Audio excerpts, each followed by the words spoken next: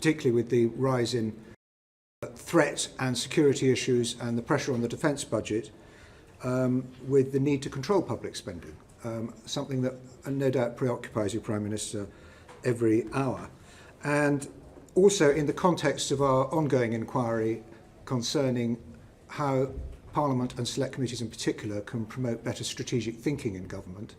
And so in this session we are starting with a post-budget section on the economy and public services. We're moving on to global issues and then concluding with a few questions about scrutiny of strategic thinking in government. So with that, we will start straight away. Harriet Baldwin, Treasury Select Committee. Thank you, Sir Bernard, and good afternoon, Prime Minister. And I think probably the best way to start in that context is just to say, how is the economic strategy going? Sorry, thank you, Sir Bernard, for the preamble. And when I first got this job, I set out 5 priorities. 3 of them were economic: to halve inflation, grow the economy, and reduce debt. And I'm pleased to say we've made progress on all 3, particularly on inflation, which was the #1 economic objective, to bring it down from the record highs that we've seen at 11%. Obviously, the last set of numbers, just under 3.5%, were very encouraging. And in terms of the economy, obviously we'd all like to see the economy growing faster, but it is worth saying it defied the skeptics last year, significantly outperformed expectations, and did in fact grow, and all the signs from early this year are that it has returned to growth, as we saw in the latest GDP figures. And then obviously we are on track to meet our fiscal rules to ensure that debt is falling. So those are the 3 main priorities I set out. Progress on all 3. We've got to stick to the plan. I'm happy to expand in detail as you'd like. Well, thank you. I mean, debt obviously has gone up massively over the course of this Parliament. This has been a Parliament where there's been a record amount of public spending, there's been a pandemic, there's been this energy price crisis. But on that 3rd economic priority in terms of debt, the Office for Budget Responsibility actually says that this year it's just below 89% of our economy, and it's actually rising every year for the next few years, and then forecast to slightly dip in the 5th year. And I just wonder how you feel about that, Prime Minister, given how important it is having debt under control for the strategic priorities of government. Yeah, I think it's very important that we have debt under control, because that financial security is not just important for the country, it's important for the future of our public services. And I think everyone knows the context of the last few years, obviously a pandemic, which rightly necessitated the government to step in, support the NHS, the vaccine rollout, furlough, public services more generally, but then also the energy crisis, which again rightly required the government to step in and support households with energy bills. Both of those occurrences, once in a generation, once in a century, necessitated an increase in public debt. But I am pleased that we are meeting our fiscal rules, both of them, as the OBR have verified. And I think every time the Chancellor has stood up since I got this job, the overall debt profile has improved in terms of the percentage of GDP. Headline debt is forecast to fall from next year, and we've always said on a medium-term trajectory we'd have debt falling, which the rule sets out, and the OBR have confirmed that we are meeting it. But that requires constant discipline on public spending and spending decisions, as you know. But you confirm that debt is still rising, and rising for the next several years, and under no scenario that I've seen from anyone is it ever forecast to return to what it was before the pandemic. Do you think there's any hope that for future taxpayers that debt could ever reach those kinds of levels again? Yes, I'd like to believe so, yes. Now, our fiscal rules are always very clear from the outset about the trajectory that we would have debt falling under. Actually, headline debt, I think, starts to fall from next year rather than several years. But that was the right thing to do, given at the time that I came into office it was necessary to support the economy in the short term and then make sure that medium term there is, I said, fiscal strength, which is what the rules confirm that we are delivering, and over time there's no reason for it not to continue falling as long as we have strong control over public spending, that will allow us to, at the same time as growing the economy, that will allow us to continue reducing debt as a share of GDP over the medium term. Well, just to put it on the record, the OBR has the debt rising from just under 89% this year to 93.2% in 2028. And I just wondered if I could slightly change the subject to the, as you mentioned, recent budgets. When we had the Chancellor in front of our committee, he accepted and was disappointed that on the morning of the budget, one of the main items in the budget, the cut to national insurance, was in fact leaked to the national papers, and I wondered if you knew how that had happened and if there's a leak inquiry underway. Yes, just look on debt. I'd say headline debt was forecast to be 100% of GDP by 27-28 when I first got into this job, and it's now forecast to be around 5 percentage points lower than that. Just goes to the point that on every event that we've had, the profile has improved. Now, I deplore these leaks, particularly around budget measures. I suffered from them as Chancellor myself. I can't recall a specific situation around that leak inquiry, but in general, the leak inquiries are instituted when there has been a breach of the confidentiality that we expect, particularly around the budget process with the market sensitivity of those measures. So there's been a leak inquiry about the leak of the budget this time then? I can't recall specifically on that measure. I'll happily write back to the committee. In general, leak inquiries are instituted when there is a leak of sensitive information. Obviously, it has historically proved difficult to identify the culprits of those, but it's in no one's interest. It's certainly not in the government's interest to have sensitive budget measures leaked in advance. But they must be kept on a very tight they are need-to-know basis. They are typically they are kept on a very tight basis, and there is strong information security in the Treasury, which I know well myself. That tends to become tougher right at the end of a process where obviously the net widens towards the end as all the materials start to be published and booklets printed and all the rest of it. But in general, there is very strong information security, so it's disappointing to see. I look forward to seeing named lists, as you alluded to. I look forward to seeing the letter. Thank you, Sir Bernard. Thank you. Steve Bryan, Health and Social Care. Prime Minister, the NHS long-term workforce plan has a productivity increase per annum between 1.5 and 2%. The budget committed the NHS to 1.9%, so top end, a year over the second half of this decade, and you've put £3.4 billion behind that, which I'm sure is badly needed. The Chancellor said, quotes, there are parts of the NHS that are woefully inefficient. Which parts, and how confident are you this will move the dial and move it fast, as it's clearly needed? Yeah. I think the first thing to say is it's not the government's productivity plan, it's the NHS's own productivity plan. And so that's the starting point. It has been backed in full with £3.4 billion of largely capital investment. And it will unlock cumulatively tens of billions of pounds of saving over the forecast period. I think that the most fertile areas that the NHS have identified are to do with the greater use of digital technology. About 13 million hours, they estimate, is lost by doctors and nurses every year due to outdated IT systems. To give you some examples, there are theatre processes, which if those can be digitised more effectively, will allow the same number of consultants to do around 200,000 more operations a year. Similarly, there's technology that will allow doctors to help read MRI and CAT scans more accurately, which will mean that about 130,000 patients extra would get their results quicker. And then the NHS app can be improved to allow confirmation modification of all appointments, and they estimate that will reduce around 500,000 missed appointments annually, which obviously creates essentially free capacity for the NHS. So those are some of the areas that they've identified.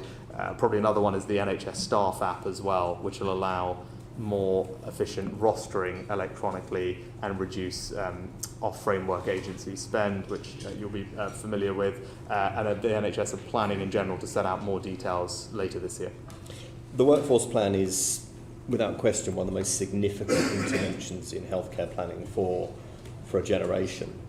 You would accept that getting this productivity challenge right with the things you've just set out is make or break for that workforce plan? Yeah, I think that the two things come together. because the workforce plan itself has a reform element, which is slightly distinct to the overall NHS workforce, the NHS productivity plan.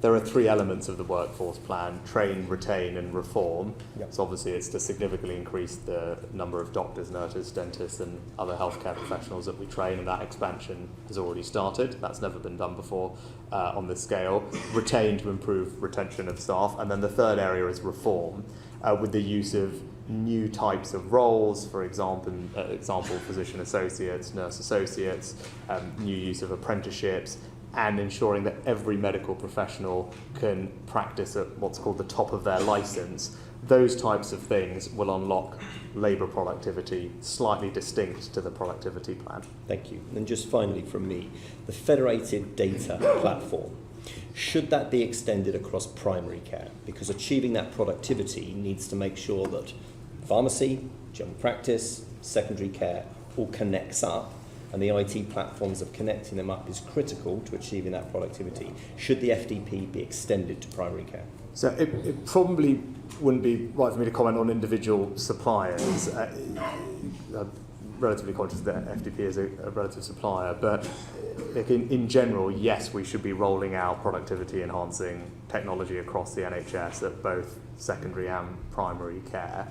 We have seen in secondary care very strong benefits from using FDP. I think the Chelsea and Westminster was one of the first trusts that had used it, and that was published by the NHS, the improvement in productivity from the use, which is why it has, I believe, been authorised to be rolled out more broadly.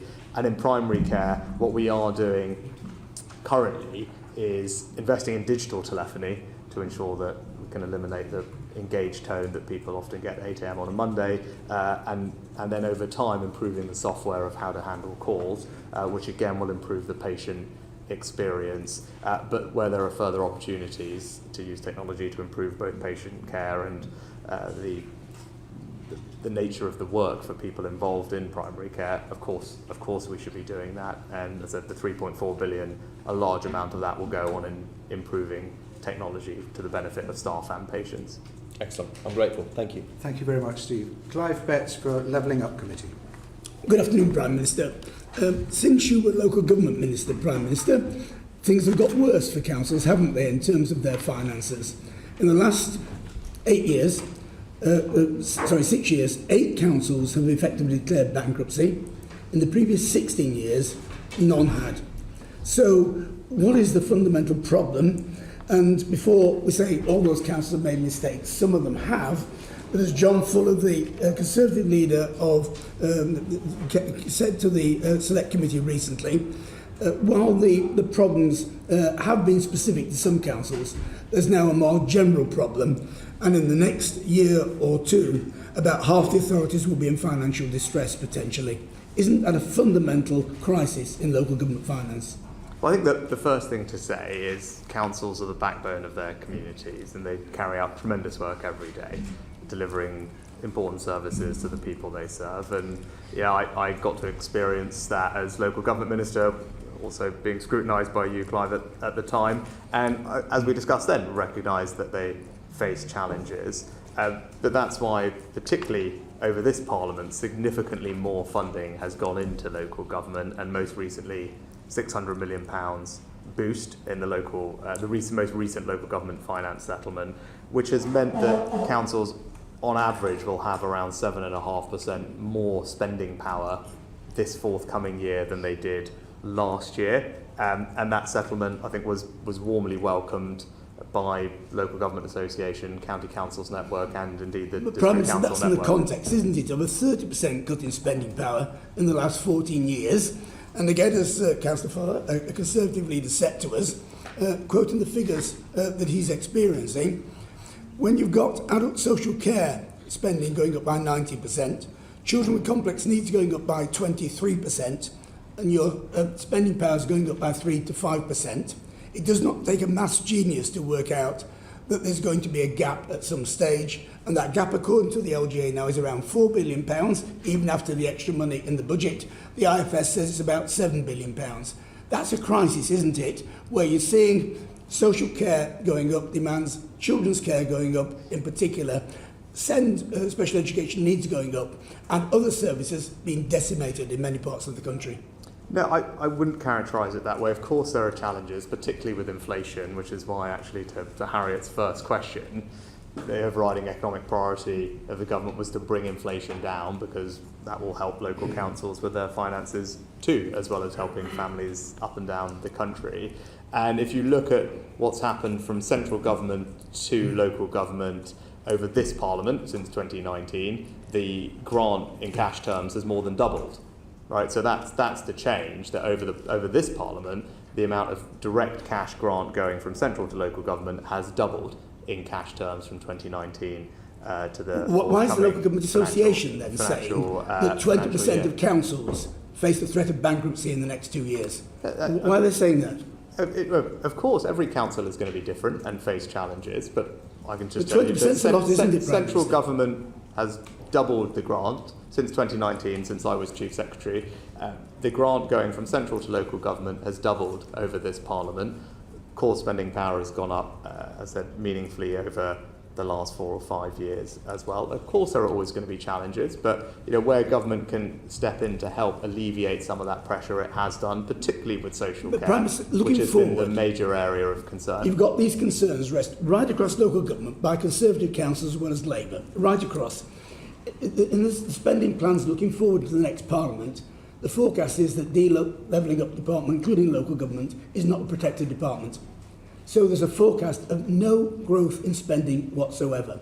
Is it really sustainable that local councils could face no increase in support from government at all for 4 years and not make increased cuts to their services, which already are at rock bottom, or put council tax up by excessive amounts? What is going to give, Prime Minister? Well, I don't think we're going to write the next spending review here and now. But it's in the forecast. Again, the next spending review hasn't been done, so people can forecast all they want until the spending review is actually done. But I thought you had a plan, Prime to Minister. comment on. What I can tell you, and actually as the Chair opened with, overall public spending is forecast to grow in real terms over the next spending review period, in cash terms by something like 2.7% annually, and as I said, that hasn't been divvied up into various departments. That is what spending reviews are for, and necessarily governments will prioritise at that moment. But overall public spending is forecast to rise, not just in cash terms, but in real terms over the next Parliament. That's what the plans that are in the OBR's current forecast contain for day-to-day spending. But in those forecasts, Prime Minister, DLUC is not a protected department. Therefore, it is forecast to have no increase at all in its spending for the next Parliament. That's the current forecast, isn't it? All I can say is the spending review has not been done. The only number that exists is an overall spending envelope for what's called RDEL, the day-to-day government spending on public services. As I said, that's forecast to grow just over 2.5% in cash terms, 1% in real terms over the forecast period. Now, how that is divvied up between different departments is the work of a spending review. Now, I always come here and we have these debates. It's completely reasonable for everyone to say in their individual areas they would like more money to be spent on their particular interests, and I'm sure we'll hear that from many colleagues, as the Chair pointed out at the beginning. But I think it's just incumbent on colleagues to explain which department they think that increase should come at the expense of, or indeed what taxes should be raised to pay for it. I mean, government is in the business of always having to prioritise, but the framework that we've set out is one where public spending continues to grow in real terms over the next Parliament. The next spending review will divvy that up amongst the competing priorities, and the track record over this Parliament is for a substantial increase going into local government, particularly in the area of social care, where the most pressure has been. Robin Walker, Education. Thank you, Prime Minister. Just to follow up on Ty's line of question, you mentioned the area of social care, and obviously there was some small amount of extra funding in the recent budget for that area, but many local authorities have a deficit in high needs budget in their children's social care budget and in home to school transport. Is there anything you can do in your coordinating role across government to make sure that the support to them from different government departments is better coordinated? And can we make sure that we invest in addressing those deficits rather than in programmes to run them, like Safety Valve and Delivering Better Value, which seem to be getting larger and larger over the years, but without actually reducing or removing those deficits? Yeah. I think that the first thing to say is I think we want all children, young people of school age to receive a great education, and regardless of their backgrounds and circumstances, we want that to be the case, and that's why over the course of this Parliament the high needs budget has seen increases of around 60% since 2019, recognising, as you rightly point out, some of the pressures we've seen and the growth in EHCP plans over that period. And today's announcement is part of an almost £2.5 billion capital programme to create more places, and which I think is warmly received today. You're right about the cross-cutting nature of it, which I'm sure we'll talk about it in the final session on strategy. Isn't always easy for government to get precisely right. I saw that as local government minister, but coordinating closely with DFE colleagues when it came to SEND or children's social care. So I think what we need to do is make sure that those ministers are joined up, that when it comes to spending reviews, and I've seen this as local government minister, chief secretary, chancellor, and now as prime minister, that we make sure at the moment of the spending review, the relevant departments on areas which have cross-cutting equities are properly coordinated, so that things don't fall between the gaps. And then maybe the last thing I'd just pick up on is we are investing, because you touched on it, and I appreciate that the safety valve schemes are for the immediate relief and they can help, but we are investing £70 million in the Change programme, which launched in the autumn of last year, there's 9 different partnerships, covers about 30 different local areas, and I do think it's important that we test those interventions at that level before rolling them out on a system-wide basis. Look, people might have debates about the pace, but given the importance of getting the reforms right to alleviate the longer-term pressure, it's right that we trial those first in those areas. And I recognise the importance of testing. I think particularly in terms of 2 areas, kinship care and SEND placements, areas urgent need to support people who are providing really valuable support and keeping people out of the care system. Yeah. And so I think if we're going to meet our aspirations of the right support at the right place, right time, we need to make sure that we can grow the support that's there to address the demand in HCPs. If I can just change the subject to financial education, you've championed maths skills and numeracy as Prime Minister.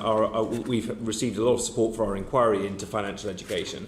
How do you strike the right balance between taking the opportunity of maths to 18 for as many pupils as possible, including those who may not be terribly good at complex mathematics, and making sure that they are equipped with the financial education they need to thrive in the modern world? Yeah, well, I'm grateful for the committee for looking into this. Obviously, it's a subject dear to my heart. And I don't think those two things are actually in opposition. And part of broadening maths education is to ensure that everyone has a good understanding of maths, because we know from all the evidence, all the research, that it's hugely important for future earnings potential, employment potential, ability to participate in many aspects of everyday life. And sadly, we haven't done a good enough job at it in the past, and 1 in 4 children leave formal education without basic numeracy, and we have some of the highest levels of adult innumeracy in the Western world. The reforms that we've announced will help, particularly for the most disadvantaged. One, because over time there'll be more teaching time in the classroom. Compared to our peers, we don't have enough. That will disproportionately benefit disadvantaged children. Secondly, we've created a £30,000 bonus for teachers that are going to teach STEM professions over the first 5 years of their career, obviously including maths. But for the first ever time, that will apply to people teaching in FE colleges, not just schools. That's a change that I was keen to make to broaden the benefit of that intervention. And then lastly, the same announcement, we announced new funding, hundreds of millions of pounds, to help students successfully resit maths and English GCSEs. And again, that disproportionately benefits those disadvantaged students. So I think those interventions, as I said, would disproportionately help disadvantaged students. And maths to 18 is not about everyone doing maths A-level or further maths. It's people having a decent degree of familiarity with mathematical concepts. Just briefly, you also commended and welcomed personally the department's move to strengthen the ban on mobile phones in classrooms. We've heard a lot of evidence during our screen time inquiry about the broader risks to children from too much exposure to screen time, for social media, the mental health pressures that they're facing as a result of that. Beyond the Online Safety Act, do you think there's more that we can do to protect children in this space? And do you think we ought to be doing more to support parents in knowing how to protect children? Well, as a parent of two girls at mobile phone age, or just near there or thereabouts, there's something I think about a lot. I've been struck by how many teachers and parents speak to me when I'm around the country about the particular issue at schools, and I'm glad that our new guidance has been warmly welcomed by, I think, lots of different people, because it really will help schools navigate that and ensure that the default is for children not to be able to have access to their phones during the school day. The Online Safety Act, before we kind of move beyond it, I think it is important that we do implement it, right? It is world-leading legislation. It's not, this stuff is not easy, and what we need now is a regulator to get on and implement all the things in there, because they will make a significant difference to protecting children from harmful or inappropriate content and activity online, whether that's bullying, pornography, promotion of self-harm. We took a lot of time collectively across the House and getting that legislation right, and implementing it now ought to be the priority. Now, look, alongside that, of course, I'm thinking more broadly about this question. I think schools were the most immediate area to focus on. The Online Safety Act is important. More broadly, this is something I think about. As I said, first and foremost, as a parent, I'm open. People have made suggestions. I recently had the privilege and pleasure of speaking to Molly Russell and Brenna Guy's mother about some of these issues as well, and I've been reflecting on the conversation that I had with them too. Thank you, Robin. Thank you, Prime Minister. Now, Stephen Crabb, the Chair of the Welsh Affairs Committee. Thank you, Chair, and good afternoon, Prime Minister. My committee has recently met with some of the 600,000 under 35-year-olds who are currently inactive due to long-term sickness, often with a mental health need. Despite them telling us very articulately how motivated they were in wanting to work, none of them are receiving medical interventions to help them get better. They're not subject to any employment intervention. There's no real requirement or expectation that they should ever work again. Do you agree, Prime Minister, that's an appalling indictment of both our health and our welfare systems? I think it's a tragedy for those people, because work, I believe, can actually provide an enormous amount of purpose and fulfilment to people's lives, and everyone who can work, I believe, should work. Not just because that's fair to everybody else and helps financial sustainability and gives them financial security, but actually because it can bring that purpose and dignity to people's lives. And so where we can provide support to people into work, we should. You are right to highlight, and that's been one of the unfortunate consequences of the pandemic, is the rise in economic inactivity, particularly for those who are long-term sick, and concentrated, yes, at the older end, but also, as you've rightly highlighted, Stephen, at the younger end. We are, I'd say, doing a bunch of things. In the last two fiscal events, billions of pounds have been announced, combination with the Chancellor and the Work and Pension Secretary's Back to Work plan, talking therapies, universal support. I could go into that in a bit more detail. But as I said, we need to make progress on it, because you're right, we need to support everyone who wants to work. Forgive me for cutting across, but just in pure fiscal terms as well, would you agree that it's unaffordable, the trajectory of spending, particularly on younger people of working age due to sickness? Yes, the welfare system needs to be sustainable. So it's important that we look at this, and I've spoken about this previously. We have a WCA, which you'll be very familiar with from your time. It's something that we haven't looked at in a decade, and over that period, 3 times as many people are being signed off as unfit to work than they were a decade ago. I think most people intuitively would think that the country is not 3 times sicker than it was a decade ago, so that is suggestive of a system that isn't working as intended. You rightly highlighted that actually a significant chunk of those people want to work. So that's why we are reforming WCA. We are giving people support, things like talking therapies for mental health. And we are also making sure that the system is fair in the sense of how we use something called the administrative earnings threshold, the expectations that we put on people who can work to work, because that's an important part of making sure the system is fair and ensuring long-term financial sustainability. Thank you. And in terms of another area of welfare spending, is it your assumption that the triple lock should be in place for the entire period of the next Parliament? I mean, the Chancellor talked about this at the weekend. I don't have anything further to add to what he said.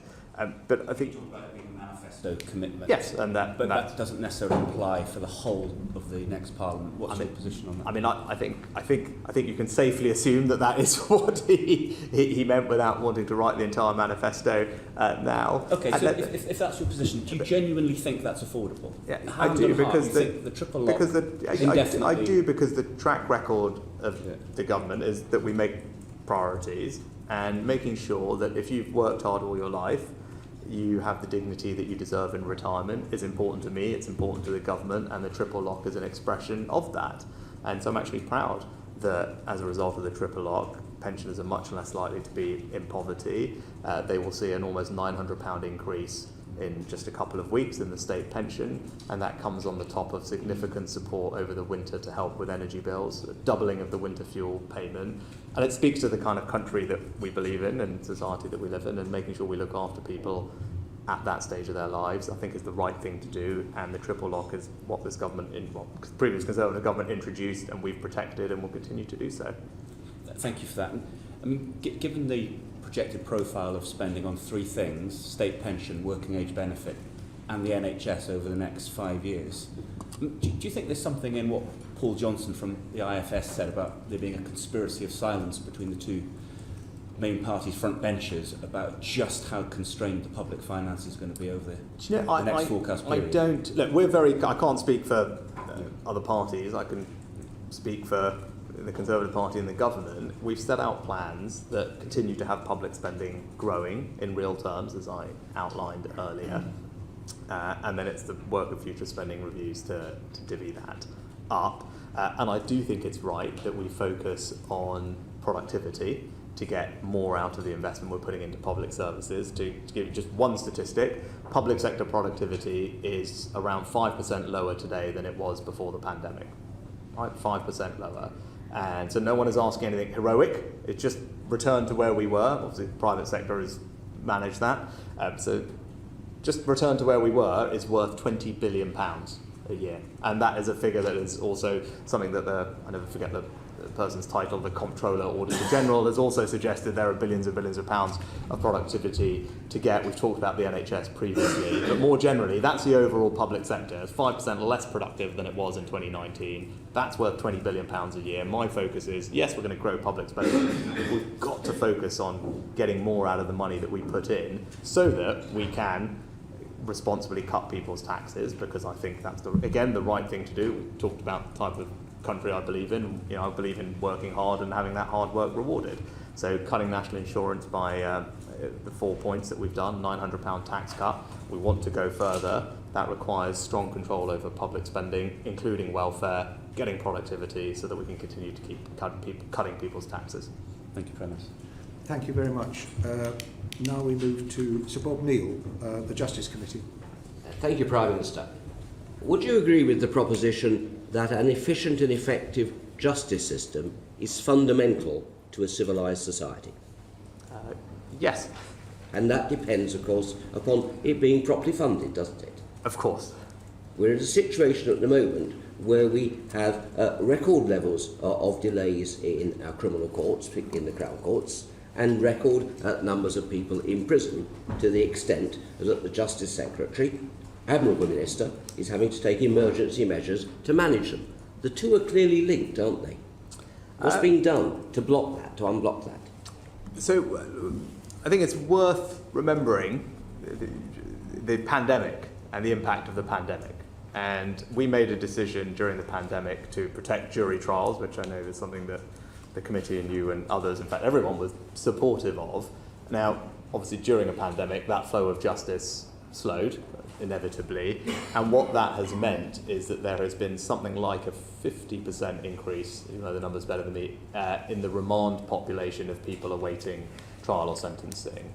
And that actually accounts for the biggest increase in the prison population over that time. And so I think it's reasonable to have said, well, we should not have persevered with jury trials, and that was a mistake, and I said that at the time if someone did. I don't believe anyone did. Actually, everyone thought it was the right thing to do, and it's unsurprising, therefore, that you've had this increase in the population. At the same time, though, we're in the process of the largest prison building programme, I think since the Victorian age, something that I signed off as Chancellor, we're in the process of building thousands more prison places, and that is happening at the same time. So we are investing in expanding prison capacity. That was signed off, as I said, some time ago, and it's being delivered. But there is this particular issue of what COVID did to the remand population in prisons, which is causing the shorter-term operational pressure that we're seeing. The problem is, Prime Minister, in fact, the backlog has not returned to pre-COVID levels. And when the Lady Chief Justice gave evidence to our Select Committee earlier this year, she said it would not be possible to achieve the government's target of reducing the backlog to 53,000 cases per annum without radical change. It can't be done on the system as it stands. Isn't the problem that because the Ministry of Justice is an unprotected department, it is picking up people coming into the system because of failures in education, failures in healthcare, in mental health, in drug treatment, and in children's services, for example? All of those account for a large number of entrants into the system. But it's not protected. What's being done to take a joined-up approach to funding these issues rather than letting all fall upon a downstream, unprotected department? Well, first thing to say is we're absolutely committed to reducing the outstanding caseload in the Crown Court, and I met with the Lady Chief Justice to discuss this on a couple of different occasions, and we're working closely with her and the judiciary and other criminal justice partners to speed up justice and improve the experience of court cases. A few specific things I'd point to. One is that we funded over I think 100,000 sitting days this financial year, and again next financial year. We've committed, as I think you'll be familiar with, to keep the use of the 20 Nightingale courtrooms, which have, in the next financial year, which have made a difference, and we're in the process of recruiting the 1,000 extra judges. And all of that is on track and is helping to ease the pressures. I completely accept, of course, there are pressures. Of course, the backlog as a result of COVID is higher than it was, but we're doing what we can to bring it down. There's about 100, according to the Lady Chief Justice, about 100 unplanned courtroom closures every week because of poor maintenance in the Crown Courts. And there are about 600 on average cells unusable at any during the course of the average year because of maintenance backlogs in the prisons. Isn't it time that we looked again at the way maintenance contracts are procured for these parts of the justice system? They seem to be rigid, inflexible, and very slow to actually get the work done. Isn't that something that the government needs to be looking at in a joined-up fashion? I'm less familiar with the exact contracting arrangements. I'm actually happy to get some more information from you, Bob, on that. I do recall that we had put more money into to courtroom maintenance with the new Lord Chancellor, was something that he raised with me, as did the previous Lord Chief Justice and the Lady Chief Justice, and I think that was signed off some time ago. So there is extra funding going into court maintenance. But was your precise concern about how that's being spent and the contracting, which I'm not... It's the contract frameworks are it's suggested to us by experts in the field, out of date rather, very clunky, if I can use that word. And despite the best endeavours of the Justice Secretary, the money takes a long time actually to get spent. And that then has a knock-on in the cost of the delays in the system.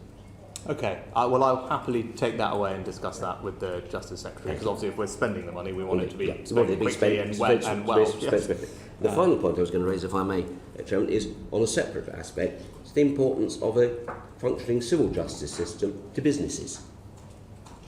Were you aware that at the moment, a small business, which may have, say, a £95,000 money claim, very important to its cash flow, can be waiting up to 70 plus weeks for that case to be resolved if it goes to trial. That's 17 weeks more than it was about 4 or 5 years ago. That can't be good for the British economy, can it, that level of delay? Yes, I'm not familiar with those statistics for that particular type. I'm very happy to look into it, but more generally, I don't disagree with you that there is an economic benefit to having smooth and swift justice system. If I put the point to you that part of the cause of that is because the county courts, which handle 95% of civil work, are operating an entirely paper-based system, which causes massive delays. Would you perhaps take away the proposition that considerable savings and economic benefit will be achieved for some capital investment in improving the technology and support systems in the civil courts. I will happily do that. Bob, we had invested money in digital transformation in courts, which I remember signing off on it. Did that not apply to the civil court? Was that only on Not in the county court. Not in the county court, okay. Because we have been doing that, and it has been, the last time I checked with Alex, it's been one of the working concerns. quite well. I understand, Fred. It's the concern that many have is that we rightly think about justice in terms of crime, because that gets the headlines. Fine, I will make but sure we I need more look into attention that given as well. to those other bread and butter issues as well. Fine. Prime Minister, we're always very grateful when you follow up with your letter on the topics you haven't been able to cover in detail. And thank you, Sir Bob. Dame Diana Johnson for the Home Affairs Select Committee. Thank you. Good afternoon, Prime Minister. On your pledge to stop the boats, you told me last time that considerable progress had been made. So I'm sure you'll be disappointed by the figures for the first 3 months of this year. There's a 10% increase compared to 22 and 23. But what I want to ask you about is the Safety of Rwanda Bill, which obviously I think we're all clear is going to get royal assent fairly soon, and you can then start to put people onto planes and send them to Rwanda. So have you now got an airline that will be able to send people to Rwanda, or are you going to use the RAF? The Home Office are making all the appropriate arrangements. There's a range of options that they're considering. I wouldn't expect me to get into the detail of those because they may well involve, as you would expect, commercial well, we know conversations. It's costing £11,000 per but I can say individual. the preparations are all being made and have been made for a while to operationalise the bill. So you're not able to say if there's an airline or not?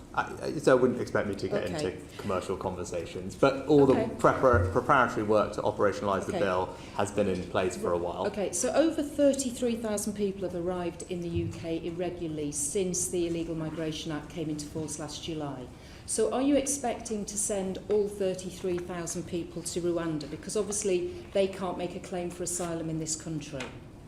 Yes, well, as you know, the bill has to get royal assent, and then subsequent to that, the bill has to be put in force, and there'll be choices about which cohorts to initially apply the policy to. There's a range of different options for that. That's all in the planning work that's being done. So there's 33,000 in limbo. So I just want to be clear: are you expecting that group will go to Rwanda? I said we've been. My general view, I probably wouldn't characterise it as being in limbo, is anyone who arrives here illegally should not be able to stay. That is the government's and my very clear position, and we will do everything that we can to remove them, either to their home country, if it's safe to do so, or a safe alternative like Rwanda. But so there's no limbo about it. Our intention is that everybody who arrives here illegally should be removed. Well, they are in limbo at the moment because they can't claim asylum, and you're not able to tell me how many of the 33,000 you think will go to Rwanda. So my understanding of 33... Well, because the IMA needs to be commenced for it to be enforced, but they are still they still come under the rules of the NABA, which also made the point. No, these come under the rule of the Illegal Migration Act from the enactment in July. So these are 33,000 people who are in limbo. They can't claim asylum. They are waiting, I assume, to be sent to Rwanda. But I want to move on because I've got a couple of other questions. Could you just explain why number 10 blocked the reappointment of the independent Inspector of Borders and Immigration? I don't believe that is the case. I think the Home Secretary addressed this in the House, and or either he or one of his ministers addressed this in detail in the House, and the report decision was made by the Home Office. So number 10 wasn't involved. Okay. I mean, it seems to some people that David Neil was actually a whistleblower, wasn't he? That he took the action he did because 15 of his reports were in the Home Office, never seen the light of day. No, and I think the response to all those, I think he welcomed actually when he gave evidence, maybe to your committee, I think he welcomed the response to those reports having been published, and I think the remaining two are imminently to be published. They are, yes. For what time it is. So they're imminently to be published, and I said obviously the Home Secretary and his ministers have addressed this in detail in the House previously. Two other things I just wanted to ask you very quickly. Do you agree that there is a moral case to support Lord Brown's amendment to the Safety of Rwanda Bill to ensure that Afghans who helped our armed forces in Afghanistan are not sent to Rwanda? Yes or no? We have an existing scheme it's not working though, is it? That's the problem. Well, yes, it's brought thousands of people to the UK, and under 3 different streams. And we, obviously, in the interest of time, we don't need to go over them all here, but there's 2 different schemes, there's multiple different strands, and we have brought thousands of people safely from Afghanistan to the UK to provide them with sanctuary.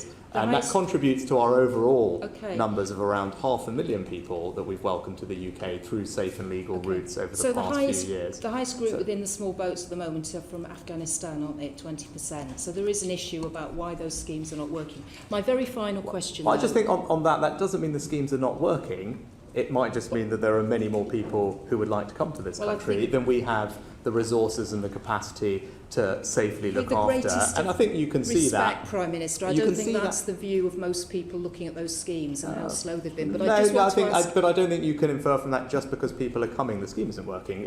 There's a limit to how many people we can take in this country, where we can house them and appropriately fund them.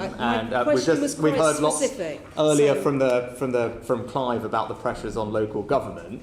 Ultimately, much of the pressure from housing people falls on local government, and that's why we do have to be cognizant of the numbers. My question was quite specific about the moral case for supporting those who'd helped British forces in Afghanistan. Talking of moral cases, my very final question, I just wanted to ask you, you've already accepted the moral case for compensation to be paid to the infected blood victims.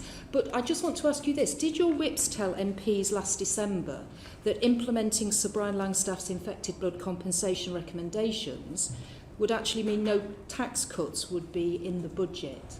Is that what your MPs were told? I'm not. That's not something I'm aware of, but more generally, I'm acutely aware of the strength of feeling on this issue and the suffering of all of those impacted by what is an appalling scandal. I've consistently acknowledged that justice should be delivered, and we're working very hard to put things right, and that's why the acceptance of moral case for compensation was made in October of 2022, and infected individuals and bereaved partners registered with the scheme received interim payments at that time, and I've provided evidence as well to the inquiry, and the ministers have made statements from the dispatch box about the things we're doing to provide psychological support services and appoint an expert group to advise the government on how to make informed choices in responding to the inquiry's report when we received it. So the answer is no to my question.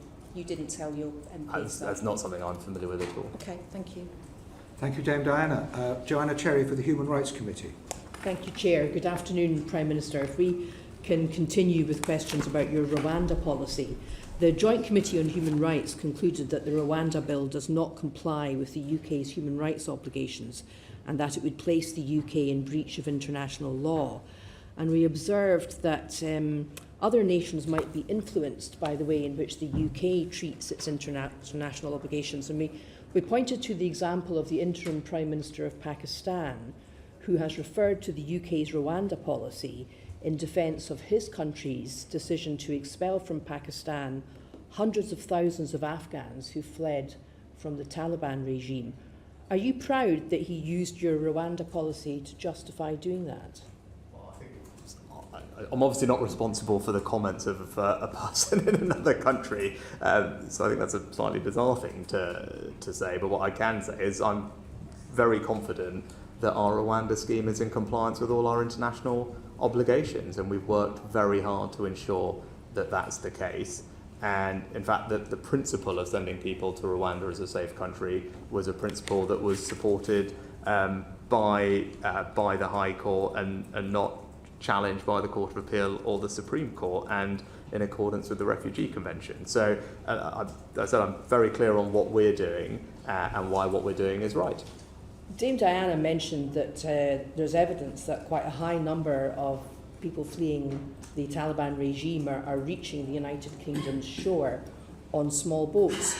Are you proud that your members of Parliament were whipped against voting for an amendment that would have prevented Afghans who had aided or supported His Majesty's Armed Forces in Afghanistan from being sent to Rwanda? Is that something that makes you proud? I really disagree with that characterisation, and given we've just had all these debates in Parliament about Opposition Day debates and what they do to MPs and intimidation, I actually think characterising like that is deeply unhelpful.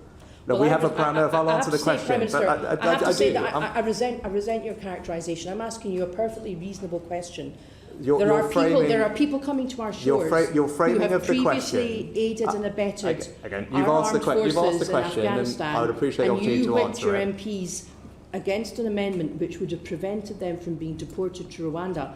I'm asking you whether you're proud of that policy. That's all I'm asking. Now hear you. from the Prime Minister. You've interrupted him twice. That we have a very clear obligation to make sure that we support those who aided us in Afghanistan, and we are delivering on that. We have multiple different schemes, which I've discussed in this committee in the past, 3 strands of them. Those schemes are operating and bringing thousands of Afghans safely to the UK in a way which is sustainable and where we can provide them with the appropriate support they need when they are here. And that is part of a broader approach that has welcomed 500,000 refugees to this country from varying different countries over the past several years. So we have a proud and compassionate record of making sure we support people who need that help, but it needs to be done in a legal way, and it needs to be done in a way that is sustainable for local communities and for the individuals concerned, so that we can provide them with the support that we need. And that's why we believe that our schemes, whether that's ARAP or ARCS, are the right way to do that. Other people will have their views, but we believe our way is the right way, and that's because we do believe we have an obligation and we're delivering on it. The Home Office have prepared a 137-page long country information note on human rights in Rwanda, and it was recently updated in January, and it collates sources ranging from the US State Department to Human Rights Watch, which set out very grave shortcomings in the protection of human rights in Rwanda. Can you explain to me why it is that you feel able to ignore reliable information collated by your own Home Office in insisting that Rwanda is a safe country? Because we have a new agreement with Rwanda that gives us the assurance that we need, that people's rights will be respected, and we're also supporting them to improve the processing of people's claims. I would also make the point, as I reiterated earlier, the High Court did find that it was generally safe for individuals to be relocated under the MEDP in Rwanda, and that wasn't challenged by the Court of Appeal or the Supreme Court. And the treaty that we now have makes further clear that all the obligations will be met of all individuals and without discrimination. I'd also say the Constitution of Rwanda includes a broad prohibition of discrimination. It does not criminalise or discriminate against aspects that have been raised, and Rwanda itself is passing new laws on asylum processing. So for all those reasons, we are confident that this policy is the right one and is deliverable within all our obligations, and I've had commitments from the President down that they are absolutely determined to make this work. On that point, I think where you and I could agree is that the United Kingdom has some of the best human rights and equality protections in the world for people who are same-sex attracted or people who are transgender. But it's a matter of fact that there are no such laws in Rwanda, and indeed the Foreign Office travel advice for Rwanda warns, and I quote, that individuals can experience discrimination and abuse, including from local authorities. There are no specific anti-discrimination laws that protect LGBT individuals. Why then do you think it would be safe to send LGBT asylum seekers to Rwanda? I can just refer to my previous answer. The Constitution of Rwanda includes a broad prohibition of discrimination, and it doesn't criminalise or discriminate against sexual orientation in law or indeed in policy. We do have a legally binding treaty which makes clear that obligations will be met in terms of treating people without discrimination as well. But finally, the bill means that UK decision makers will always be able to consider compelling evidence relating specifically to an individual's particular circumstances, whilst respecting the fact that our courts themselves have agreed with the government's view that Rwanda is generally safe for individuals relocated.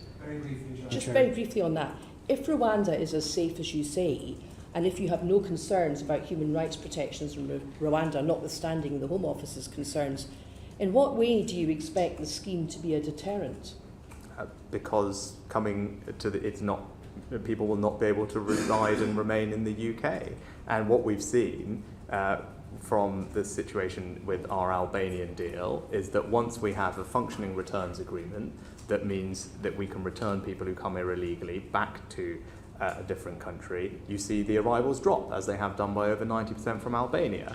And if you look at how other countries, for example Australia, have dealt with this, it has also been found to work. That's why I'm confident that deterrence works, and without question, this is a novel thing to do, but we do need to look at novel and bold solutions to a situation which otherwise will just continue to get worse. I don't think that's right, I don't think that's fair, and I don't think that's compassionate, because as we just saw weeks ago, people are tragically dying when they're exploited by gangs making these crossings. So for all sorts of reasons, the right thing to do is to break that cycle. Having an effective deterrent is critical to that. Indeed, the National Crime Agency has also agreed that having a deterrent is key.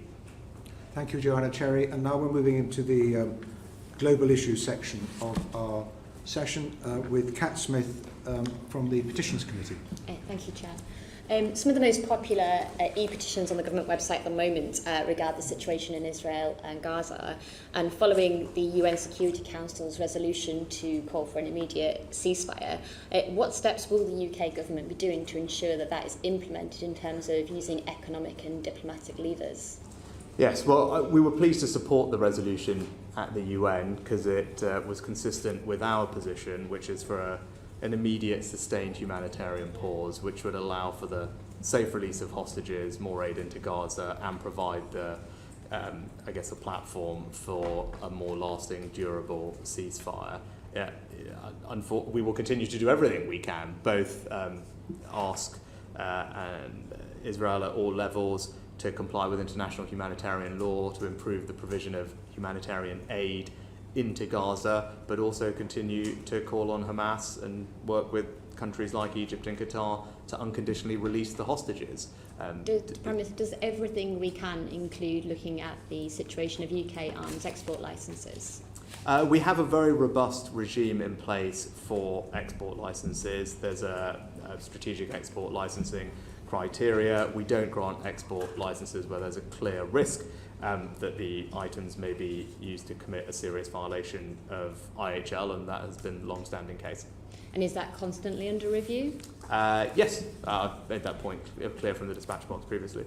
So when we look at the situation in Gaza with more than 30,000 individuals being killed, 74,000 wounded, and when we look at children specifically, 13,000 children have been killed and 17,000 have been orphaned, is that something that is taken into account when looking at the UK arms licences? Yes, I mean, you wouldn't expect me to comment in detail on legal assessments, but you can expect that all the things that you talked about will be things that we, regardless of the export license criteria, are things that are concerning. And I've repeatedly said this humanitarian situation in Gaza is awful, and it's right that we do absolutely everything we can to alleviate the suffering of people. I'm pleased that actually just yesterday the Royal Air Force airdropped for the first time 10 tons of food supplies into Gaza, working together with the Jordanians.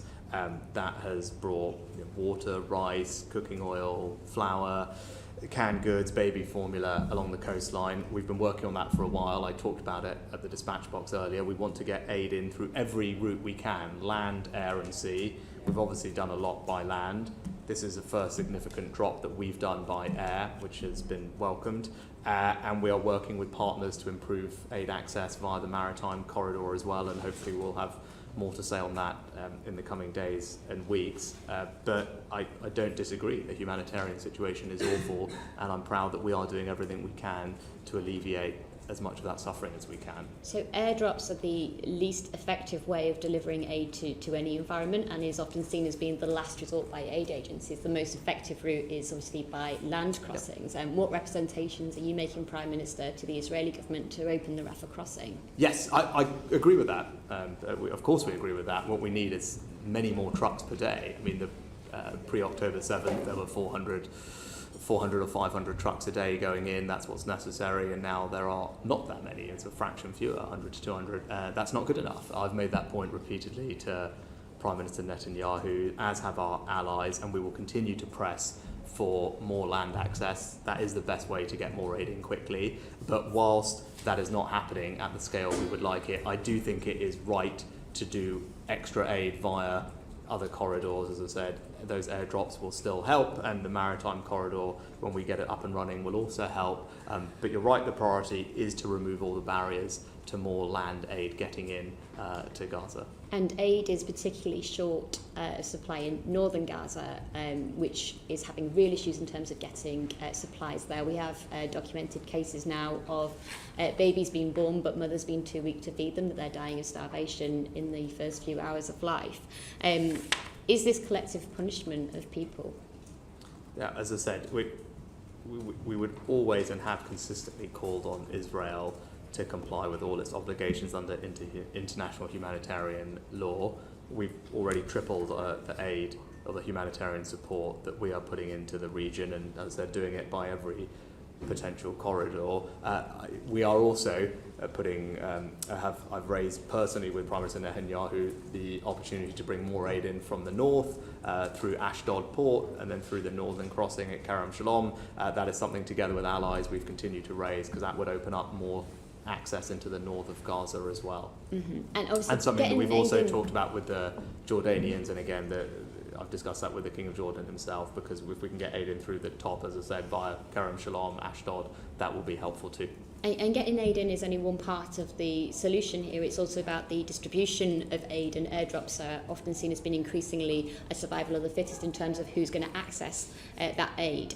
UNRWA are absolutely unmatched in their administrative ability to distribute aid, have an incredible track record on this. It's now been 2 months since the UK suspended support for UNRWA. At the time, the Secretary of State said in the House of Commons chamber that he expected a decision to be made within 2 months. Given it's been 2 months, do you have an update? Yes, I think the first thing to say is we're absolutely appalled by the allegations of UNRWA staff being involved in the 7th of October attack. We are committed to getting aid into Gaza. Our decision to pause funding to UNRWA hasn't had any impact on our overall contribution to the humanitarian response. It's important that people know that. So the UN's Office of Internal Oversight and also Catherine Colonna have now provided their interim reports to the UN Secretary General. We want to hear from UNRWA detailed undertakings about the changes in personnel and policy, and we're talking consistently to allies about how to conclude all of that, because I don't disagree, UNRWA properly functioning does have a vital role to play in providing aid and services in Gaza, but it is right that we now reflect on the reports on governance that have been provided and work that through with allies, and that's what we're doing. And our position is consistent with, as I said, many of our closest allies. And will the decision be in days or months? Just finally, are we expecting a decision in days or months? I wouldn't like to speculate. Hopefully not. We're all keen to get more aid in as quickly as possible, and that's what we're doing. But given the appalling allegations, it's right that those are addressed seriously. A very brief follow on Gaza from Stephen Thank Crabb. you, Chair. How is Prime Minister? How is a ceasefire resolution that contains not a word of condemnation of Hamas or any conditionality around hostage release consistent with our previous position and the language you've previously used about Hamas being evil and needing to see them militarily defeated? Yes, look, I can appreciate concern on that point. I can very much appreciate that. And as I said, it is close to our position. It's not a perfect replication of it, on Hamas in particular. And I think, as you know, I've been unequivocal and consistent in condemning Hamas, and we will always do that. On hostages, though, the way that I read the resolution and the way I think it should be read is that it does recall that the taking of hostages is obviously prohibited under international law, and it also demands the immediate and unconditional release of all hostages, and that was important. This is not an unconditional ceasefire. This is a temporary pause, which is consistent with our position, alongside the, as I said, in the words of the resolution, immediate and unconditional release of all hostages, and as well as ensuring that more humanitarian access and aid can flow in. That has been, I think you'd agree, my consistent position on this, and that's why I felt that the wording, and the Foreign Secretary felt that the wording was, that whilst not perfect, close enough to our position that we should support it. I'm disappointed to see some reporting last night that Hamas already saying that they're not engaging in conversations around hostage release, which tells you what the problem is. That it can't be right for hostages. No incentive for them. It can't be right for hostages to be held like that, and it is reasonable for Israel to want to ensure its security and the safe return of its citizens, which is why we've always said this immediate temporary humanitarian pause needs to be accompanied by the unconditional release of the hostages so that we can then get more aid in. And unfortunately, Hamas have not complied with that, and they're the ones that are responsible, and we should never lose sight of that. Liam Byrne for the Business and Trade Committee. Thank you. Prime Minister, will the government now act to require ByteDance to divest itself of TikTok UK?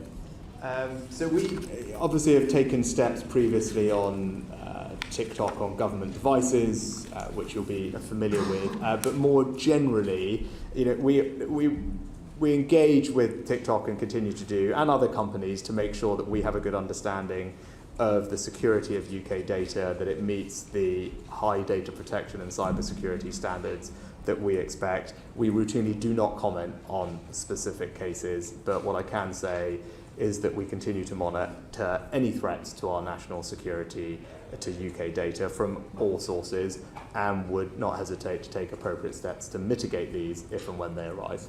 Would you allow TikTok on your children's phones? Again, it's not really relevant for this conversation. CK Hutchinson, which is controlled by the Lee family and owns Three, is seeking to merge with Vodafone. Will that deal now be blocked? Again, it's the Competition and Markets Authority's responsibility to assess the impact on competition and consumers in the market. We don't have a role in the review of mergers. As you know, I think in January the CMA launched their formal investigation into the joint venture. They will publish their assessment about whether it requires a phase 2 review after that. Separately, we obviously have the National Security and Investment Act, which I'm happy to talk to, which gives the government the powers as needed to block or modify investment transactions, as we have done in previous cases. And will this deal be blocked? Again, you would not expect me to comment on the use of those powers because they're subject to a process, but we have not hesitated to use them where we thought it made sense, particularly in the case of Newport Wafer Fab, where we used powers under that act to order the divestment of that transaction. Shein, the Chinese-backed fast fashion company, is exploring a float on the London Stock Exchange. The Chancellor met Donald Tang to encourage him. Will that float be allowed to proceed? Again, it wouldn't be right for me to comment on individual companies, so there's not much more I can say to that. The EU has got an anti-subsidy probe, which it launched just before Christmas into electric vehicle imports from China. They asked us to join that investigation, and we said no. Why did we say no? I don't think that's quite right. We obviously have our own market monitoring rules, and we have independent bodies that advise us, and we do our own work on that as well, something that I've discussed with the European Commission President, and I'm actually pleased that on the issue of electric vehicles, we were able to reach resolution on the issue of tariffs, which would have gone up on imports and exports between the EU and the UK on electric vehicles, something I think the committee called for us to resolve. But we refused to join an EU anti-subsidy investigation. But we always have the ability to conduct our own investigations as needed. Again, these are commercial things. You wouldn't expect me to comment on them. Okay. Well, our critical national infrastructure is full of Chinese cellular modules from companies like Quictel, Fibercom, Sunsea and China Mobile. We're obviously acting to take out Huawei from some of the communications infrastructure. Will we now act to take out cellular modules from the network that controls the Internet of Things? I think the first thing to say is China represents the greatest state-based threat to our economic security, and as we've seen recently, we've seen behaviour that we just won't stand for. Their actions in relation to our and our allies' democracies are deeply concerning, which is why recently we've taken the retaliatory action and will continue to address their behaviour with tough action. We talked about Newport Wafer Fab, you talked about critical national infrastructure. It's worth bearing in mind that I took the decision to ensure that Chinese state-owned nuclear energy company will no longer be a part of the Sizewell C project, and the government took the decision to remove Huawei kit from UK 5G networks. There's a host of other things that we're also doing to protect ourselves, And all I'd say is that where we identify risks and threats, the track record is clear that we will take action. Okay, so we're about to join CPTPP. China has said that it wants to join. If China seeks to join, once we're a member, will we block that application? Again, that wouldn't be an appropriate thing to say, but what's crystal clear is everyone who joins CPTPP needs to meet very high standards. That was a condition of our joining. We worked very hard to meet those standards. I know it's something that is shared by our allies in the CPTPP partnership, and that is a block of people who maintain a similar set of very high standards. Whoever they are that wishing to join that block would need to agree to the same standards. So that was 6 clear case studies, and we haven't had an unambiguous answer for any single one of those 6 case studies. Now, the US House of Representatives, as you know, has passed legislation now to require ByteDance to divest itself of TikTok. C.K. Hutchinson's leaders are deeply connected to the political structure in China. Congress has also flagged profound concerns about the use of forced labour in Xi'an supply chain. We've taken out Huawei, but we've still got lots of Chinese kit in cellular modules. The Business Secretary does actually have the power to initiate an investigation by the Trade Remedy Authority to investigate subsidies in the Chinese EV industry. It just feels that where our allies are actually acting, we are just thinking about it. I think that's completely and utterly wrong, and it's just not borne out by any of the evidence. Well, I've just given you 6 case studies. And I'm happy to respond to all of those. So our approach to China is undoubtedly more robust than I'd say most of our allies, in fact. Actually, the language we use is very similar if you look at across all our foreign policy strategies. But you talked about Huawei. There are European countries, including Germany when I last checked, that have not removed Huawei kit from their telecoms infrastructure. We placed export controls on sensitive technologies to China last year. Again, they haven't been replicated by the EU, and in some cases are broader than those in the US. Our foreign investment regime that we passed is the most recent version of that law out of any of our allies, and as a result is more robust, probably than what you find in any European country, including in the US. And let me just finish. And then on trade, we're already less dependent on China for trade than Australia, Korea, Japan, the US, Germany, and many other countries. And then lastly, I don't think any other country has set up a National Protective Security Agency, which we have funded, dealt with by MI5, which means that we can provide specific support to companies to manage the threats from all states when it comes to IP theft and espionage. So I'm entirely confident that our approach to dealing with the risk that China poses is very much in line with our allies, and in most cases goes further in protecting ourselves. It clearly doesn't, but thank you, Sir Bernard. In a word, Prime Minister, does the Chinese economy qualify as a market economy? I mean, obviously, it's not run in the same way as we would run our economy, and I've always been very clear, it represents the greatest state-based threat to our economic security. Thank you. And it's a country with fundamentally different values to ours. It's behaving increasingly assertive abroad, authoritarian at home. That is a source of concern. But the track record, particularly over the last few years, is one where we have taken significant measures to protect ourselves. You've got Huawei, Sizewell, export license controls, all the rest. And I take that to be a no in that case. Moving on to Sir Jeremy Quinn, and I should just say the context is very much Ukraine in our minds, which we lay emphasis on in every session, though we're not asking specifics this time, except that last time you did say that a success for Russia in Ukraine was an existential threat to European and transatlantic security. We take that as read. Jeremy Quinn for the Defence Committee. Thanks, Bernard. And it flows naturally from that. Clearly, the invasion of Ukraine has had implications for all of us.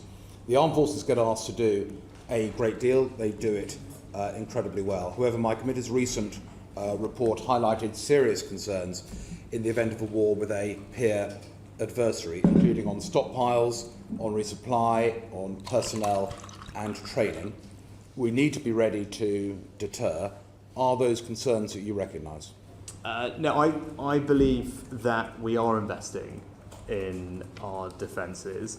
If you look at track record over the last few years, I, as Chancellor, approved the largest uplift in defence spending since the end of the Cold War, £24 billion. Subsequent to that, different events have announced something like £10 billion extra over the next few years, particularly focused on stockpiles, as you rightly mentioned, as an area of focus. Also strengthening our nuclear enterprise, which yesterday's announcement, which we made when I was in Barrow, further does. And we remain the second largest defence spender, not just now, but over the past decade in NATO. And everywhere I go, and the other leaders I talk to, they have nothing but respect and admiration for our armed forces, are keen to do more with us, learn from us, and that's why we've strengthened our military alliances, defence alliances with countries like Japan, like South Korea, and others. Absolutely take the point that we are investing, but clearly a lot has happened since 2020, including Ukraine, to which the Chair referred. The Defence Secretary has referred to us entering into a pre-war world. Against that backdrop, when do we expect to be hitting our 2.5% ambition? We've said we will do that when the conditions allow, but it's worth saying that defence spending is already on an upward trajectory, and we're already due to hit 2.3% of GDP on defence spending.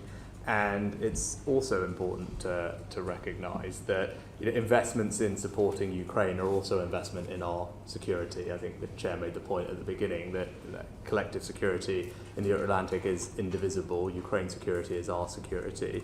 And Russia's forces being degraded ultimately is to a benefit for us. What I would say is that the last year or so has made it clear that there is work to be done on defence industrial production, and that's not a UK only concern. That's one concern shared by all our allies across Europe and NATO, which is why we have put specifically more money into munitions, into long-term contracts for things like whether it's NLAWs or Starstreak missiles or 155mm ammunition, which there's been lots of commentary on. And I think that has, what the last year or so has showed that we need to collectively up our game when it comes to defence industrial production. We're making the investments, we're signing the contracts, and I think we can look forward to a very significant increase in the coming months and years. And I agree with that, Prime Minister, but we really need to. So at the moment, Russia is outgunning Ukraine 5-1 in terms of expenditure of shells. There's recent reports by CNN about how substantially Russia is producing munitions in excess of what the US and Europe are doing. And with 40% of all Russian government expenditure going onto their military, with the hot war in Europe, with increasing challenges, as we've discussed, from China and Iran. I know you said earlier to this committee, quite reasonably, the government is about prioritisation, but would you accept that there is a point where we can't afford not to invest more in our national defence? I agree with that, and that's why we are, and we have prioritised it. And yesterday's announcement, again, further evidence of our commitment to our security and making sure that the resilience of our nuclear enterprise is safeguarded for years to come. But munitions is a particular issue, and you're right to highlight Russian production. That's why we announced in February that we were going to invest almost £250 million to reinvigorate supply chains, and also just a couple of weeks ago we announced another £300 million for cutting-edge drones to fight Putin's invasion. It's why my first trip of this year was to Ukraine. Very deliberately, I was the first foreign leader to be there. We were the first major country to announce our financial support for this year, which has increased versus the last 2 years. So that's a sign of my commitment and my prioritisation. But we can't do this alone. And it's all very well us spending what we're spending on defence. It's all very well us providing support to the Ukrainians. Well, we need allies to do the same. That is the only way collectively to give them the help that they need. I'm pleased that we've demonstrated leadership in that, and that was recognised by President Zelensky when I was there. He was grateful for us to do it, and that has helped catalyse other announcements from other countries, and that's been the track record when it comes to Ukraine. First country to provide lethal aid, first country to provide main battle tanks, first country to provide long-range weapons. Ultimately, all those things were emulated by others, which has benefited our collective security. But we are leading. I'm proud of our role, but we need everyone else to step up too. Thank you for that, Prime Minister. I would have liked to have heard a date on 2.5. We will perhaps more. We will persist on that. But by way of a last question, you just mentioned the announcement on nuclear yesterday. That followed a very positive announcement on AUKUS last week. But we need an awful lot. We need more nuclear PhDs, more nuclear apprentices. There's the investment in Barrow. There's the work to be done on our transport infrastructure. The list goes on. How are you going to institutionalise a cross-government effort to ensure that we can actually generate that national endeavour that we need to do to get where we need to be? All the things that you mentioned are things that were covered by the announcement yesterday, doubling the number of apprenticeships, graduates, PhDs, because you're right, we need all of those, and investing £200 million in the long-term transformation of Barrow, so it's a fantastic place to live, work, raise a family. They do an enormous and important job for us, everybody there. We owe them a debt of gratitude, and it's right that we're supporting them.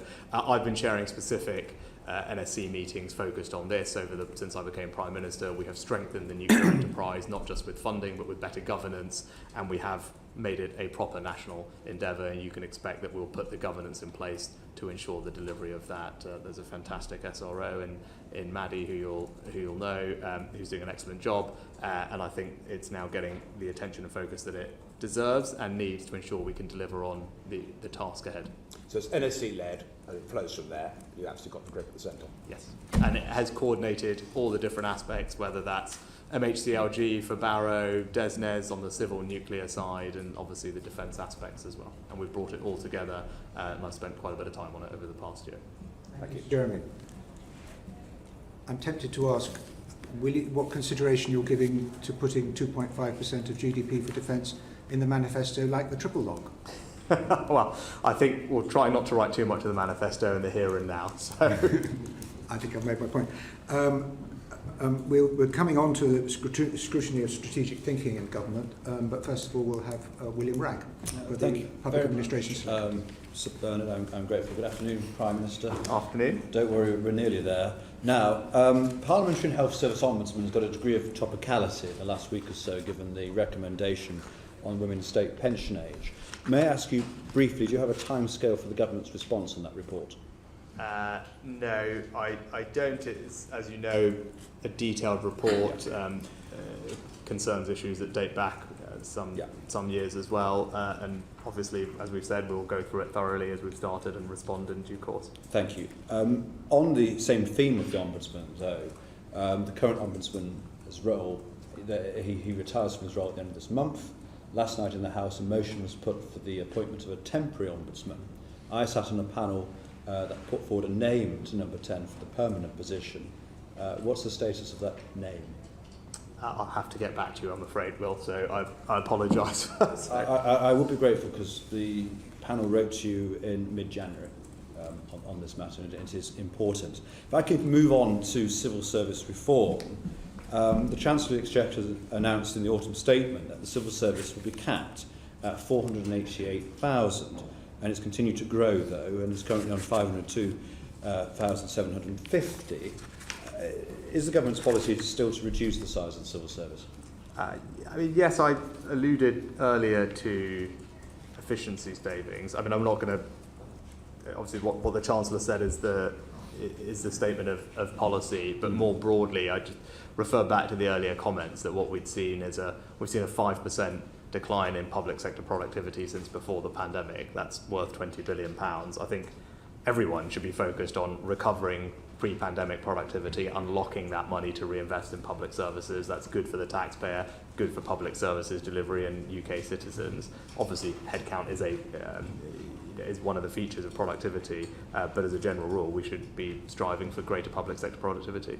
The Chancellor's been driving this process. Yeah. Do you have a figure for that headcount that you'd like to see? As I said, I've only got the overall public sector productivity number is 5%, it's worth about £20 billion. I haven't got the headcount numbers to hand, but I just refer you to whatever the Chancellor said on the matter, because he's giving it very close attention. Thank you. What's your response to Lord Maud's recommendation that the Cabinet Secretary and the head of the civil service roles be separated? I think we're still in the process, and I'm certainly in the process of digesting all of his various recommendations, and we'll respond, no doubt, at the appropriate time. I think there are some things that we're already doing, which I'm sure we'll touch on in terms of things like training and other bits and bobs, but I can't recall every single recommendation to hand. Yeah. Now, last year, when I asked you about your views of characterisations of the civil service as a blob resisting government policy, you stressed your faith in the competency and integrity of the civil servants that you've worked with. That's still the case. Yes, very, very much so, and particularly as Prime Minister, as it was as Chancellor, the support I receive on a daily basis, and then number 11 in the Treasury and now number 10, is superb, and I'm very grateful for it. What are your thoughts or comments on your predecessor when she says she was undermined by, quotes, the deep state? Yeah, I think that's probably a question for her rather than me. But I'm just keen to hear your view, Prime Minister. Sorry? Is there a deep state? Or are you part of it? Am I part of it? Yeah, probably a question for her. I probably wouldn't tell you if I was, well, would I? No. And I wouldn't. And we wouldn't tell anyone else either. I wouldn't tell anybody else either, Sir Bernard, if I was. So it's not just a case of perhaps a few chaps getting, overly excited after a good lunch, say at the Garrick, is it? Question for her. Okay, so one nice lunch venue to another, Prime Minister. The House of Lords. Now, the House of Lords Appointments Commission has traditionally had the power to recommend non-party political candidates to appointment to the House of Lords, i.e. crossbenchers. But HOLAC's not been able to make any recommendations since 2022. Are you going to allow HOLAC to recommend new crossbench peers in this Parliament? I am not sure that they haven't, so I'll happily look into that. I didn't have any particular aversion to it in the past, and my thought was that we had. So okay, they're entitled, I think, a few each year. Perhaps, yes, and, I don't have any particular issue with that. Obviously, we have to decide the right time and alongside everything else to make final decisions. But I don't have a principled objection to it, but I will happily take that away. On that issue of principle and further House of Lords appointments, are there any circumstances in which you would appoint an individual to the House of Lords against HOLAC's advice on the propriety of that appointment? I think we talked about this last time I was here. That was not what I have done and not what I would intend to do. I mean, constitutionally and legally, of course, as you know, it's for the Prime Minister to make recommendation to the sovereign on peers, and HOLAC is a advisory, non-departmental public body. I think is the right thing. But I certainly that is the advice I always followed hitherto. Thank you, Prime Minister. Thank you very much indeed, Mr. Ragg. We're now moving on to. I hope it's all right if we borrow a little more of your time because we've slightly extended. It's just two of us to go. The subcommittee of the Liaison Committee is running this inquiry into the scrutiny of strategic thinking in government. And Sir Jeremy touched on one of the very big strategic decisions you've made about how to manage the cross-departmental programme of the whole nuclear enterprise spanning civil and military. And there are other big decisions you've made, such as on energy and HS2, which reflect big strategic decisions reflecting deep strategic thinking. What were the processes that led to these decisions, and are you satisfied with them, and can they be, as Sir Jeremy suggested, better institutionalised across government so that we see more of this kind of strategic thinking? Thank you for that, Sir Bernard. I don't think there was any particular process that led to those, compared to just being examples of things that I was keen to do. What joins them is their focus on the long term, and I put a few other things in there, like the long-term workforce plan that Steve raised earlier is not something that's been done before, probably because most people think, well, they won't be around in 13 years when those consultants that they're paying for to be trained will actually end up benefiting anybody. But where I've always tried to focus on the long term and what I think is right for the long term of the country is whether that's HS2, a different approach to net zero, long-term workforce plan, what we're doing on smoking and vaping. I think all of them are examples of that longer-term thinking, which is a good thing. It's not always easy to do in government, but I think it's the right thing to do, and as best as possible, trying to get people to focus on the long term is obviously a good thing. What do you think we learned from vital cross-departmental strategic leads, such as Contest or the Vaccine Task Force, that we could use in other areas? Yes, I think some of these things, Vaccine Task Force in particular, one of the learnings is probably the benefit of having people from outside government come in. I think it's obviously very valuable. I'm not sure how repeatable or replicable situation that the vaccine task force was designed to deal with is in ordinary course of business.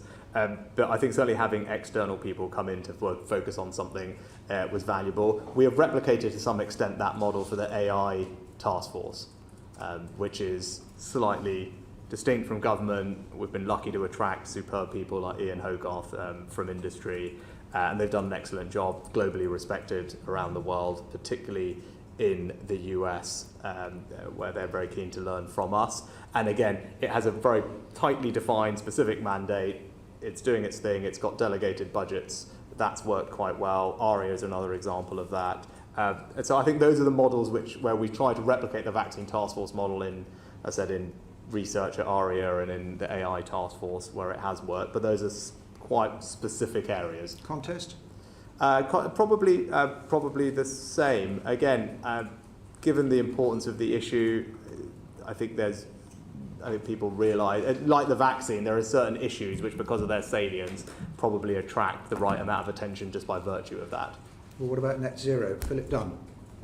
Thank you, Sir Bernard. Prime Minister, you just mentioned net zero in response to Sir Bernard. That, to my mind, I think is widely recognised to be the largest strategic endeavour of government as we seek to decarbonise the whole economy, the biggest thing that we've done since the Industrial Revolution. Multi-decades, massive cross-party strategic programme. How important do you see political consensus in order to achieve such a big strategic shift across the country? Yeah, I think it is important, because I think if you don't carry people with you, what you will do is ultimately turn people off the whole idea entirely, which would be bad. I think we all, I have two young girls, want to make sure we leave them the environment in a better state than we found it, but we've got to do that in a pragmatic and a proportionate and realistic way. As I said, otherwise people will turn off the whole idea, and I've obviously made a speech and adjusted our policy on this last year. I think that was the right thing to do. One of the areas that I highlighted was the fact that we've got an incredible track record. We've decarbonised faster than pretty much every other major economy.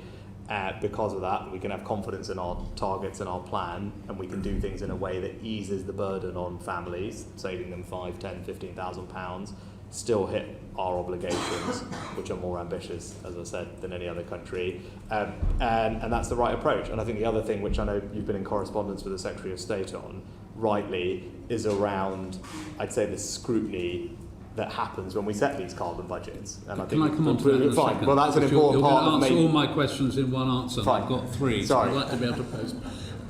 So you touched on your speech. Now, you characterised it as a pragmatic response to delivery of the programme. Some commentators have seen it as an attempt to introduce a sort of partisan dimension to undermine the consensus that we've already got. How would you address that criticism? I'd say our track record is clear. We've decarbonised faster than any other country. Our targets for the future are also more ambitious, so we can feel very proud of what we're doing. This is not about watering down any targets, but I inherited plans which would have cost families £5,000, £10,000, £15,000 to prematurely be changing equipment in their houses or switching out their cars before other countries were doing any of these things, installing expensive upgrades, changing diets or other things. I didn't think any of that was necessary or appropriate. And so we changed it. But we are still going to hit our targets. We're still going to be better than pretty much every other country in the world at this, but we're going to do so in a way that recognises the cost on ordinary families. And I think that is the right approach. If it's partisan, so be it. If other people want to say, no, we should rush headlong into this thing with no regard to the costs, and we have to get there faster than anyone else, even though we only account for 1% of emissions, then I'll let them make the argument, and that's fair enough, and I understand other political parties have said that, but that's for them to justify. I think my approach, our approach, is the proportionate, pragmatic, realistic approach, which will get us there, but command broad support as we do, which is important. Thank you. In your speech, as you've just said, you also touched on parliamentary scrutiny, and you're right, we've been engaged with the Secretary of State, and I'm very pleased to have received a constructive response from the Secretary of State for DESNES this morning ahead of this hearing, confirming many of the ideas that we put forward for improving parliamentary scrutiny above the 17 minutes for the sixth carbon budget, which you pointed out in your speech in September. So I take it from that response that you endorse the idea that Parliament needs to get involved in the passage for the 7th carbon budget, which covers the years 2038 to 2042, in order to ensure that both the ambition and the methodology, the path to get there, is properly scrutinised by Parliament? Yes. Can I say thank you to you and your committee for the recommendations and suggestions. You would have seen the Secretary of State has very much agreed with the sentiment of what you're saying. I won't get into the specific line by line, but the fundamental point is, as you mentioned, last time we put in place legally binding targets on carbon reduction in this country with far-reaching impacts on people, the economy, society, it was debated for 17 minutes. And Parliament, it was voted through without any thought to what actually would be required to deliver those. I don't think that's right, and that's what we will change in the future. Your suggestions are very helpful in us formulating the right way to do that, but it's clear that when we discuss the next Carbon Budget 7, at the same time everyone says, yes, we want to reduce carbon emissions, they're very clear about what that means. And we should all be clear-eyed about what it means. We shouldn't just wish and will the ends without having a conversation about the means. And thanks to your engagement, I think next time around our country and Parliament does this, we will be the better off for it. Thank you, Prime Minister. One final very quick question, Sir Bernard. So yesterday there was another announcement by your DEFRA Secretary that the sustainable farming incentives should be limited to encourage food production. Does this reflect a recognition that food security is a public good? Yes, and I made that point at the NFU conference when I spoke there. We need to increase British food production.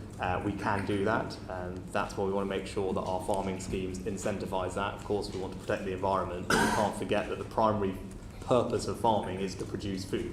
So that is a message that you can send out to the tractor drivers that were surrounding Westminster yesterday?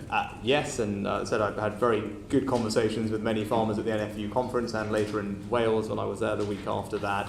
The reforms that the Secretary of State set out earlier as well are all geared to increasing food security and food production in the UK. That's what we need to do. There's lots of opportunities to do that. We need to make sure we protect agricultural use for that purpose, and that is again what the latest set of announcements continue to do. Thank you, Sir.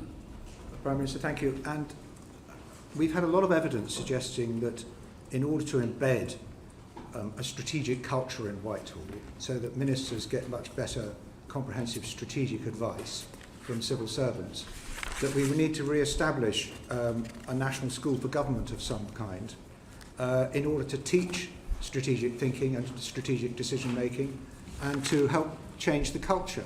How much do you agree with your two predecessors that this should actually be done? Yes, I'm actually open to the idea. Sorry, but it's just when you talk about the physical location or just the general principle? Well, both.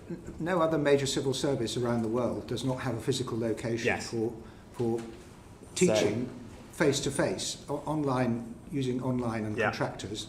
But it's not the same. No, so look, I'm broadly supportive of that, and actually when I was contemplating how to put the Treasury campus or the economic campus in Darlington, was thinking about whether you could incorporate something like that into that facility at the same time. I'm obviously very sympathetic to that question for resourcing and the next spending review. But again, on a point of principle, very much welcome to hearing committee's recommendations on that, so that can be picked up in the next spending review. But I think it's an eminently sensible and plausible idea. Tempted to make another manifesto request. But could ministers and potential ministers, unlike almost any other profession, we have very little ongoing professional development and training. Would it be a good idea if this institution was set up to train ministers and would-be ministers and would-be special advisors in the same way, so that everyone understands the same language? Yeah. Well, I think there is already an established training programme for ministers that it's worth just remarking on. I think there are 8 different training courses involved in it.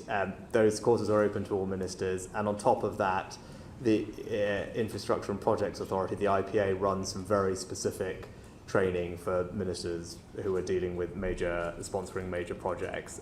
So that's there, and there's also an induction programme now that didn't exist for new ministers. This was also picked up, I think, in some of the Francis Maud recommendations. So I think it's very open to considering whether we have the right mechanisms in place, but it is worth just reflecting that people think there is nothing. There are actually various training modules that are in place and are being used.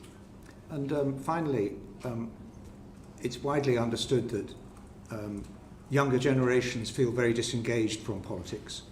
They don't feel engaged in the strategic questions that will affect their futures. What do you think Parliament could do to address this, and how much would you consider following the example of Finland, for example, and having a futures committee or a future generations committee that engages with the government on these long-term questions, such as the Cabinet Secretary asked, who is asking the questions about what our demographics will be like in 30 years' time, and who is asking those questions and suggesting that really Parliament should be resourced to ask those questions? Well, intergenerational fairness is obviously vitally important. That's why we're talking about trying to consider the long-term implications of policies. Actually, Harriet's first question was all about debt, and that ultimately is an intergenerational question, right? Every pound that we're borrowing today is ultimately, higher taxes for our kids and our grandkids that they'll have to pay back. So making sure that you do reduce the debt burden over time is an important part of ensuring that intergenerational fairness. I haven't thought through that specific thing, Bernard. I mean, I think legislative mechanisms I'm not sure about whether that would quite do what you're wanting it to do. Obviously, resourcing of committees and things is a question for Parliament, not the government. But I don't disagree that we need to focus on intergenerational fairness as a point. I think that is important. Well, the select committees wouldn't exist if Margaret Thatcher hadn't had that in her manifesto.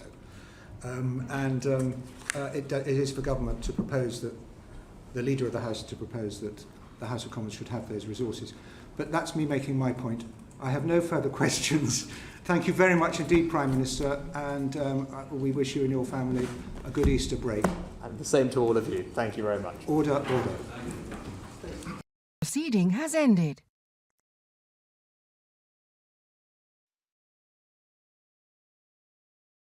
The proceeding has ended.